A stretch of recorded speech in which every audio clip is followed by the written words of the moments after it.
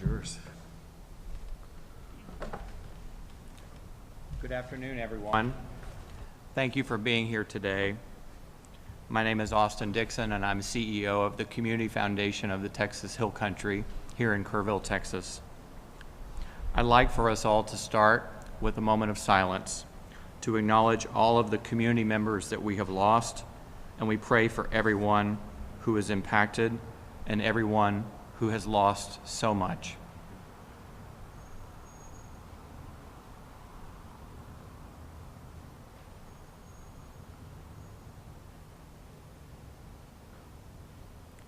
Thank you. We have gathered today to talk about and share some important news about how the Community Foundation and the community here in Kerr County are coming together to support flood victims and families impacted by the devastating floods on July 4th, 2025. Today, we're talking about something that is at the heart of recovery for our Hill Country community, and that is housing. Because rebuilding a safe, stable place to call home is at the heart of recovery. I'm proud to share that the Community Foundation of the Texas Hill Country has committed $40 million to a new housing fund. This is more than bricks and lumber. It's about restoring stability, dignity, and hope for families. Whatever home looks like, whether it's a rebuilt house, a repaired RV, or a safe temporary apartment, this fund will help families get home. In addition to the $40 million housing commitment, in the first 45 days of this recovery, the Community Foundation has granted $16 million to more than 50 local nonprofit organizations working directly with flood survivors. That support has helped over 700 families with emergency assistance, supported over 200 small businesses so that they can keep people employed, and funded 17 volunteer fire departments, our local heroes who have answered the call, and 2 public school districts, including Hunt and Ingram, who are with us today. These grants have paid for things like temporary housing, groceries and food, replacing a car, funeral costs, cleanup expenses, and much needed counseling. Every dollar has helped flood victims stabilize and take that first step forward on the road to recovery. We have also made grants to get schools to open safely and on time. We have funded a water system in Hunt, Texas, so that it's repaired and operational, and a recovery center also in Hunt to support civic needs and to have a safe place for kids to meet after school. The Community Foundation of the Texas Hill Country has organized its long-term response into 4 categories: housing, mental health and well-being, economic recovery and quality of life, and long-term recovery needs. The $40 million commitment to housing is the first strategy to be funded, and it will support temporary housing assistance, including displaced families housed through Airbnb.org, who is with us today, repairs and rebuilding through trusted nonprofits and local builders, some of whom are also here today, RV repairs and replacements for families whose RVs were their home, and case managers who will pull it all together and walk with families through this recovery side by side for the next 18 months or more. The Community Foundation's Board of Trustees has appointed a local advisory council, local leaders who know our community, are from our community, and understand housing, many of whom are here today, who will guide funding decisions of the housing commitment and ensure resources stay local and are put where they needed most. Their recommendations to the Foundation's Board of Trustees are an essential step in effective philanthropy and community-led response to disaster. This is one of the fastest and the largest philanthropic responses ever mounted by a community foundation. And it's proof what we already know about Texas and the Hill Country. When disaster strikes, it brings out the best in all of us.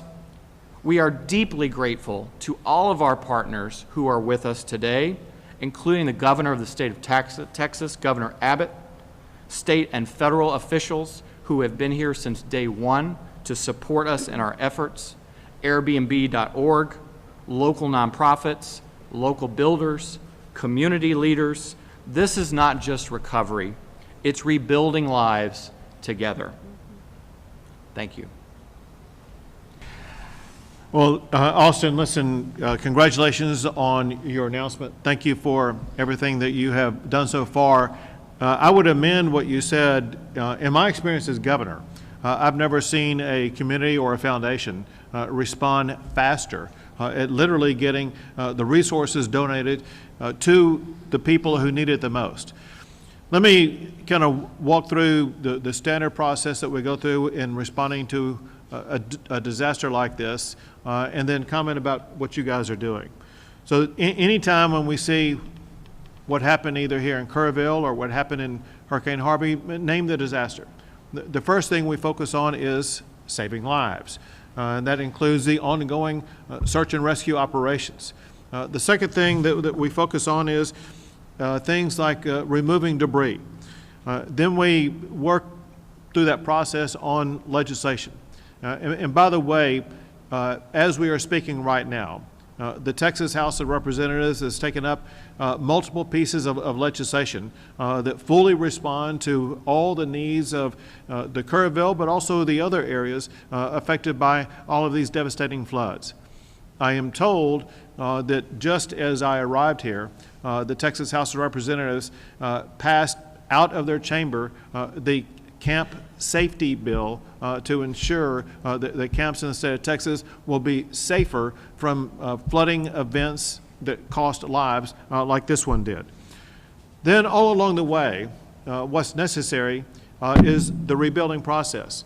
There are so many people who are displaced that we need to be very empathetic to. These are people who lost their home, people who don't have a place to live, people who are waiting to get back into their homes. And we need to really feel the pain that they are struggling through, knowing that they have to get back into their home as quickly as possible. Corresponding to that, we have donors, so many generous people here in the state of Texas who have supported that effort. And they had the donor intent to make sure that those dollars are going to be used to get those people back into their homes. To see what you've done today with this announcement of $40 million, to know the extent to which it is going to help people actually get back into their homes. And let's aggregate this together. He talked about this new $40 million grant, in addition to more than $15 million already granted. And in addition to that, many of you are familiar with what the George Strait Foundation provided. 2 weeks ago, we handed out checks to people who are homeowners who were very devastated. We'll be back again this coming Saturday to hand out more checks. The first round of checks there were $25,000. There will be more money provided. The point is this: the George Strait Foundation is helping about 75 families, 75 residences be able to be fully paid for the rebuilding process. When you look at the money that the Community Foundation is providing to these other local organizations, in addition to the money that would be available after that, I see no reason whatsoever why all of the residents who lost a permanent residence in this region are not only going to be able to have that permanent residence fully rebuilt, but rebuilt at record speed. There's construction projects going on right now, and this is able to happen because of the charitable donations that have been provided. Let me give you a contrast example, and that is when Hurricane Harvey hit, there were literally hundreds of thousands of homes that were impacted and destroyed, and it was far more than what charitable contributions would be able to pay for. As a result, it got stuck into a process that goes to the federal government, that goes through HUD, and it literally takes years, maybe even a half a decade, to get people back into a permanent residence. What these people at this table are doing, they are ensuring that the people of this community will not be going through that experience. They're getting people back in homes this month, next month, very quickly. And this is not only a record amount of money being provided to local residents, I think it's going to be a record speed at which these homeowners are going to be able to get back into their homes. And so I just wanted to be here and say, Austin, thank you for your leadership of this, but also for everybody at this table who will be the local partners involved in the process of making sure that this community is going to be able to execute on the promise of these funds to get into the hands of all the right people to ensure that everybody who is displaced from a permanent residence will be able to get back into that home as quickly as possible. So thank you for doing such a great job. Thank you, Governor. Thank you.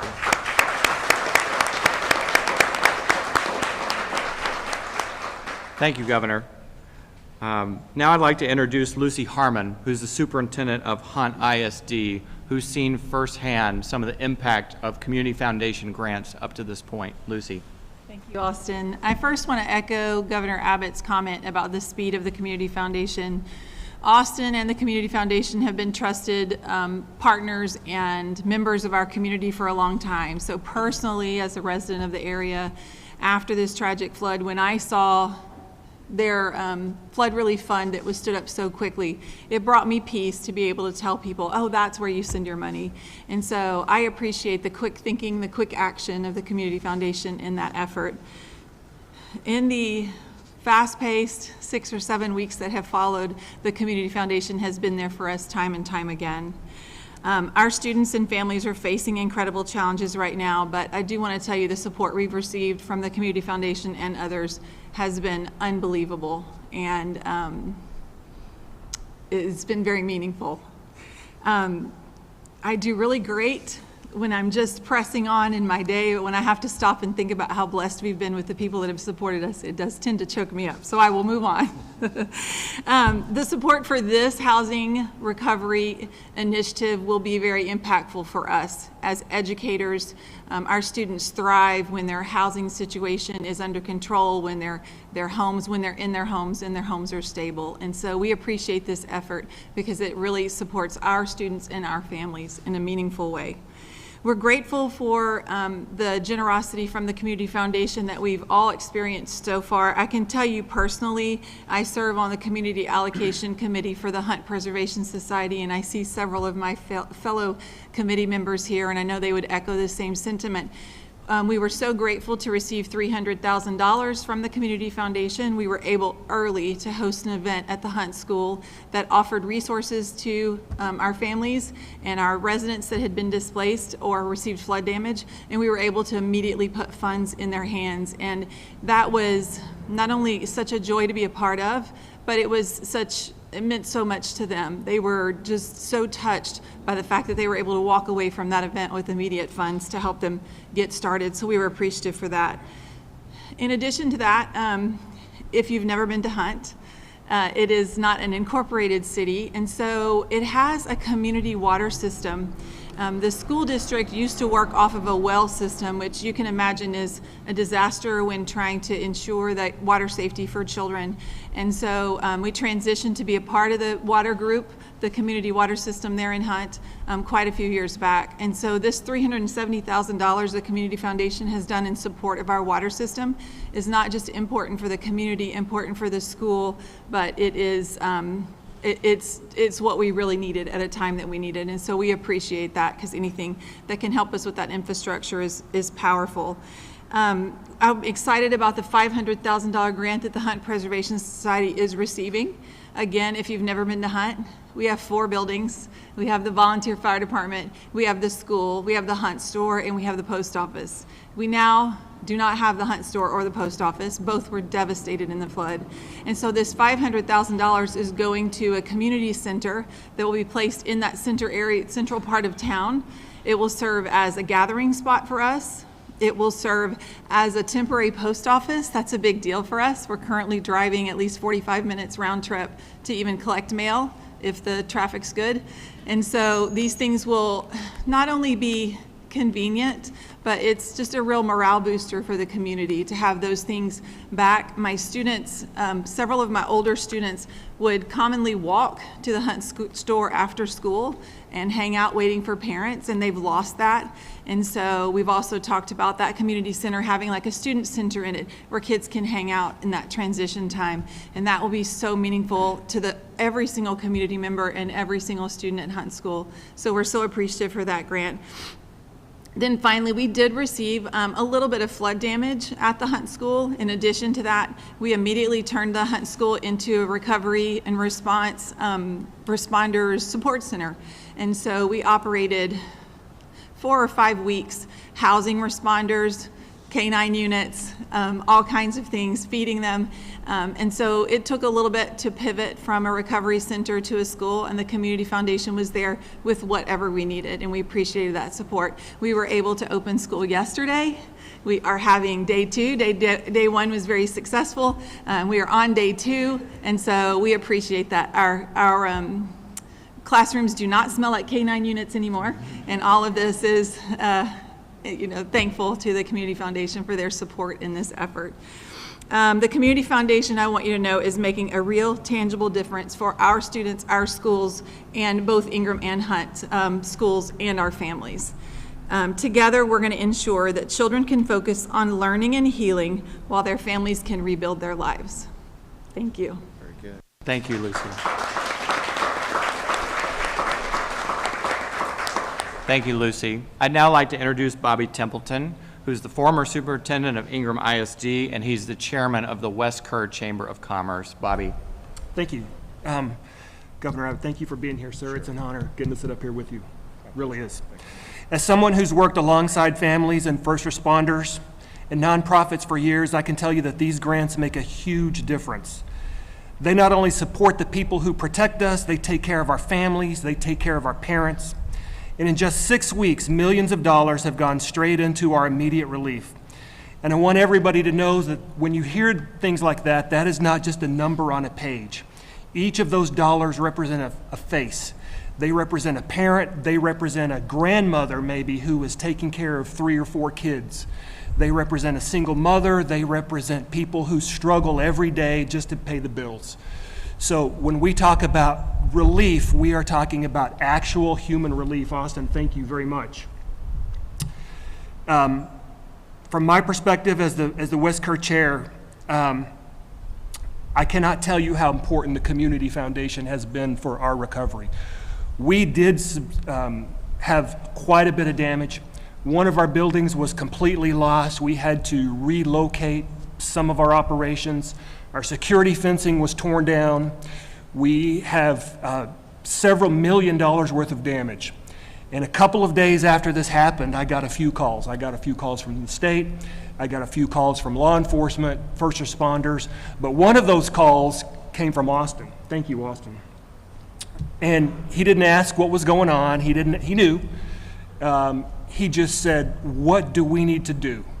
And I started to explain what he could do, and he said, wait a minute, I'm on my way. Let me drive out there. Meet me in about 20 minutes. So 20 minutes later, he was there, and it was like a breath of fresh air. We felt so dejected. We felt helpless. We felt things that I've never felt before. And there's a few seminal moments throughout this tragedy that have really helped us feel whole again. And one of those seminal moments was my conversation with Austin Dixon when he said, the Community Foundation is going to be here. We are going to take care of you. We've got this. And out in the middle of a big debris field, you actually saw two grown men out there hugging. And so I just want to say thank you to that. Throughout this, somebody asked me earlier, said, how do you feel about all this? And the word that I gave off the cuff kind of was inspired. Although it's really sad, it's tragic. We have families that have lost everything. We have teachers that have lost everything, community members. But for me, the thing that strikes home most is just how inspiring this is. There is what I'm calling a uniquely American spirit that kind of runs through all of this. One of my jobs in the few days after this happened was delivering food. And I had the privilege of delivering food to first responders from all over the country, Michigan, Indiana, Arizona. I even delivered some food to the Mexican Navy. And I didn't even know Mexico had a Navy. But it was so inspiring, and I've never been so proud to be an American for all of these people just to show up to help a tiny little fly speck of a town they've never heard of, people they don't know. One of these days, I hope we in the West Kerr community are able to load up a bus and go help somebody someplace else. So it's been very, very inspiring. You know, and we're going to hear this over and over that the road is long and it's not a short turnaround. But we are already starting to see a really big crisis in terms of housing. So many of the people that we deal with, Lucy and I in our school and in West Kerr County, are very poor. They don't have two nickels to rub together, and when you give them $5,000, it is like giving some of us $50,000. It's just unbelievable. And to see the look on those people's faces when you're able to give them some money and not only give them money, but give them hope and give them a future, it is probably one of the coolest things that I've ever experienced. And I thank you for that. I cannot tell you how proud I am to be an American and how proud I am to be a Texan through all of this, and how proud I am to be part of the Kerrville and West Kerr community. We're a special lot, I've learned. And one thing one of our coaches told me and keeps telling me over and over, and I'm going to tell it to everybody, and that is this: we got this. We got it. Thank you, Bobby. You're welcome.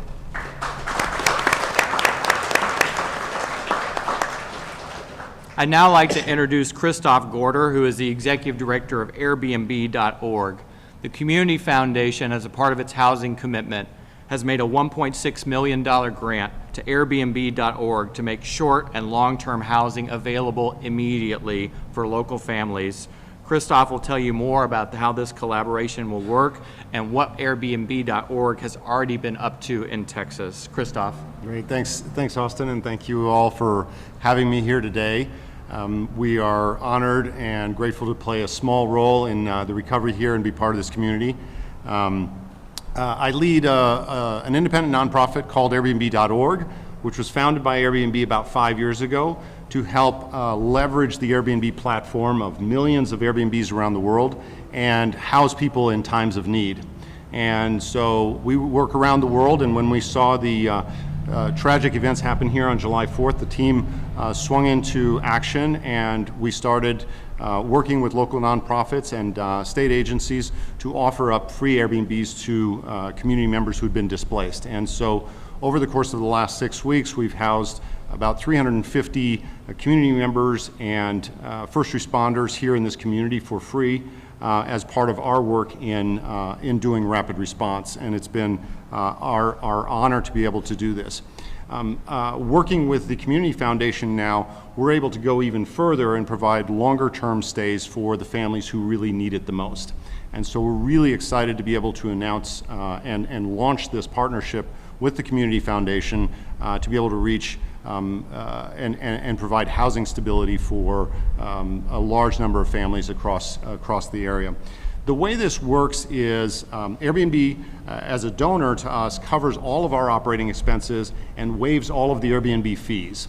And so what that means is that the donation now from the Community Foundation, 100% of that will be used to pay for Airbnbs here in the community.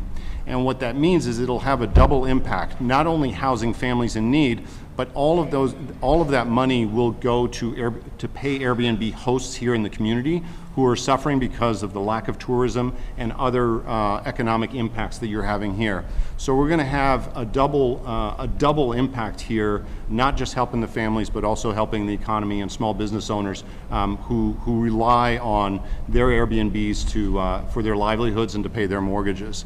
And so 100 cents on the dollar are going to go straight through, and they're going to stay right here in this community in the 3 counties around here. We would never be able to do this without the trust and the professionalism and the partnership of the Community Foundation. I will tell you, I've been in disaster response for 25 years. We responded to 40 disasters around the world just this year. The amazing job that this Community Foundation is doing is really, really world class. We do not, most communities don't have the good fortune of having such a great asset in their community to be able to do this, to be able to bring partners to the table, to be creative in solutions like we're going to be with Airbnbs or with the schools, and it's just our honor to be able to play a small role in this. For families who need help, you can go to rebuildkerr.org and register there your need for housing, and there's a lot of other resources there. A caseworker will reach out to you within a week and start the process, and we will help find you a place to stabilize and help you recover from this tragic event. Thank you very much. Thank you, Sal. Part of housing recovery is about temporary housing assistance while people need to take a breath and figure out what's next for them or while their home is being worked on. And our next speaker is a local builder and a grantee partner of the Community Foundation, Katie Culver, who is a part owner of Kerrville Design Build, and they are part of literally building homes as we speak. They have been in the work for several weeks. We are honored to put gas in their tank and help them keep going. And we'd love to hear from Katie about what they've been up to and the difference they're making in our community. Katie. Hi, I'm Katie Culver with Kerrville Design Build. Thank you, Governor Abbott, for being here today. Thank you, Austin. The last few weeks, the last 6 weeks have been a whirlwind, and we've been down there. We've been able to really start helping people immediately. We have an incredible team. We got hooked up with a great family, and with the fund given by the Community Foundation, we're able to help them tremendously. Our goal is to bring hope to people. We have vetted subcontractors that are coming in and donating. We have licensed electricians, plumbers, people that know what they're doing helping families down here, and that's so important. It's important to pour the money into the locals that need it.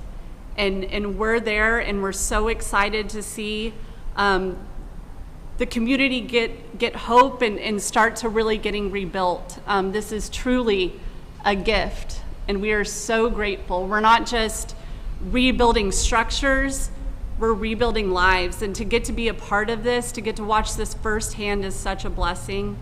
And again, we're just so grateful for getting to do this and getting to do this the right way. So these families feel that they're in a safe place, a place that has been done by people who really know what they're doing. So thank you so much. Thank you, Katie.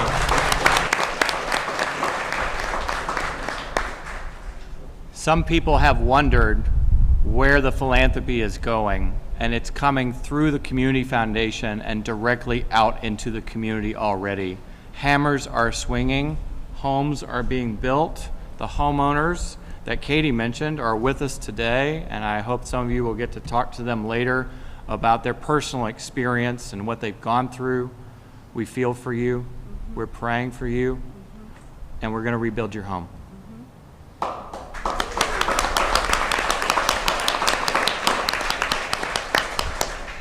And while you're one family, there's so many others that need this hope and this gift, and we'll be there for them too.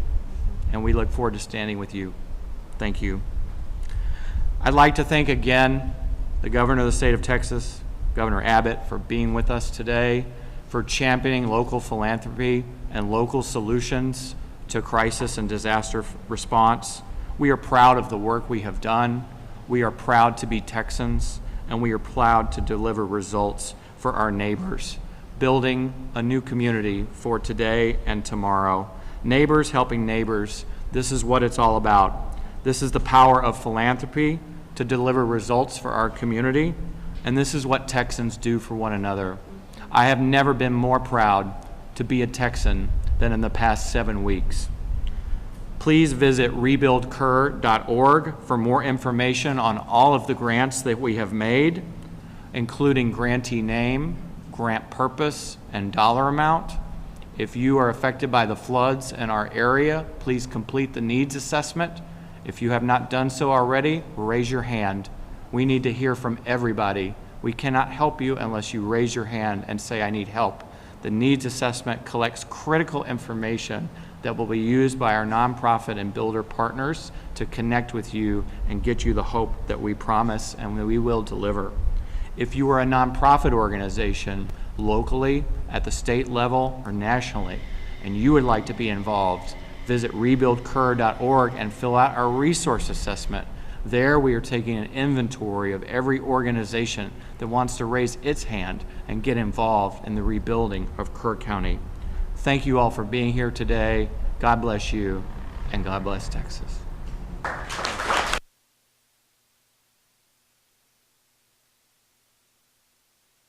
Take a few questions. So you have this $40 million pledge for housing specifically. Is there any timeline on where you're going to put the rest of, when you're able to put the rest of the money into the other? In the other pillars, the great question. So the Board of Trustees of the Community Foundation made the $40 million commitment to housing. They're next turning their attention to mental health and well-being. They have appointed an advisory council of local leaders and mental health experts from a variety of disciplines. That group will meet next week, and they will take in input and data and make a recommendation to our board on how much money should be allocated for mental health and well-being. And once that decision is made, we'll then move on to the other pillars. The Community Foundation's long-term response plan is going in this order of housing, because we need to put people and roofs over folks' heads. And then the next crisis that's coming upon us is the mental health and well-being for all those of us, including myself and everybody involved who's carrying heavy burdens right now, and they need the mental health and support that they need. And then we'll move to quality of life issues and economic recovery. We're so grateful for our partners with the state of Texas, with this SBA. The governor is hosting an event next Thursday focused exclusively on business. And we're grateful for that. There's a lot of resources that will be coming to that aid as well, and we hope to tap into that in the future. Thank you. How are we going to help the mental health of, we have a big issue here in Kerr County. MHP says they've served 12,000 people since July 4th. But this is such a wide-ranging event across the state and nation. How do we help those who lost children in Dallas, Fort Worth, the families that were lost in Midland, Odessa? What are we doing to work with those organizations? That's a great question, and one that our Mental Health Advisory Board, our Advisory Council will take under consideration as well. They're a team of psychologists, neuropsychologists, licensed clinical social workers, school counselors, and licensed professional therapists, and they will take in good information and determine how we can help in the best way forward. Governor, we know that that the Community Foundation's money is from all of these amazing private donations, but a lot of this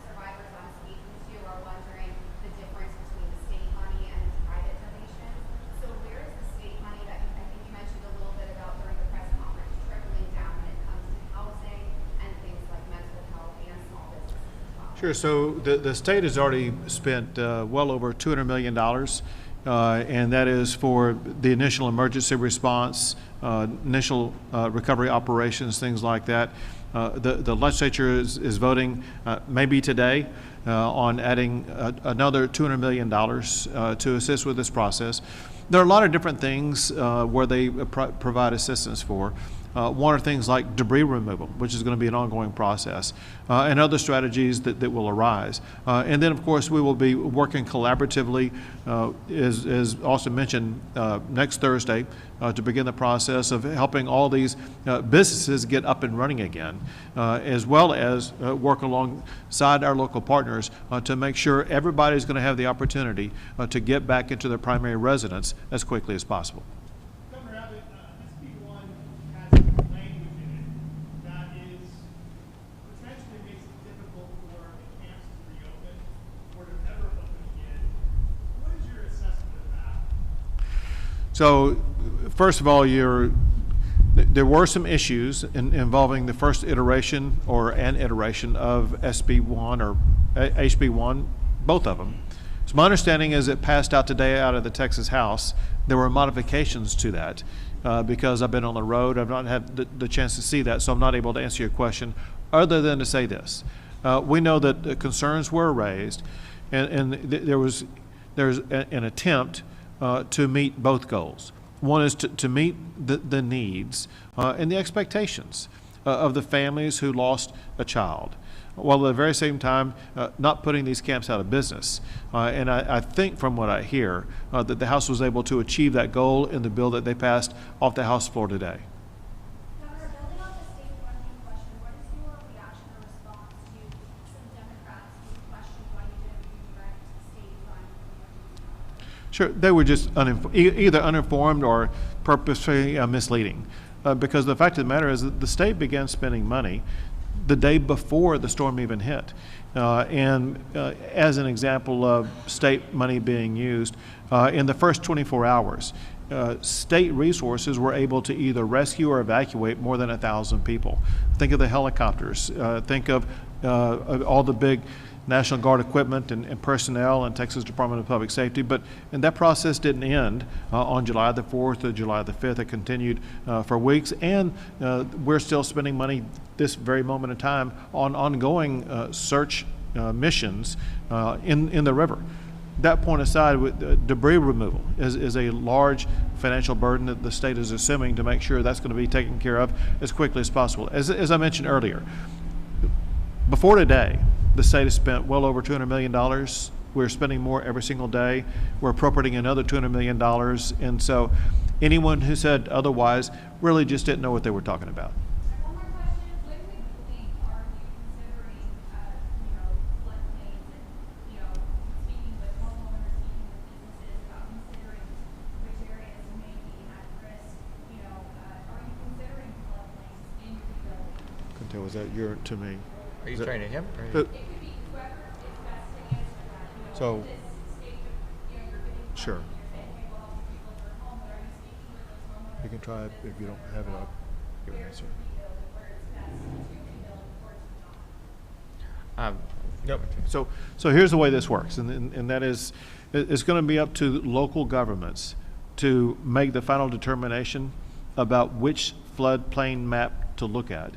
And it is important that once that map is chosen, that the rebuilding take place either outside of the floodplain, or there are ways in which houses in the floodplain can be elevated so that they are actually above the floodplain. We've done that in Houston, and we've done it elsewhere. I know it can be done here also, if that is what the resident chooses to do.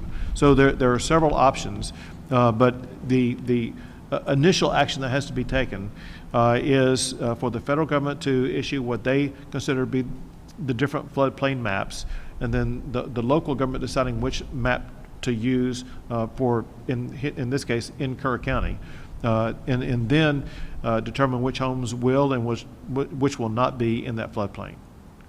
Maybe to answer your question a different way, I don't think resources are going to be used to rebuild houses that are in the floodplain, but we don't know exactly right now where that floodplain contour will be.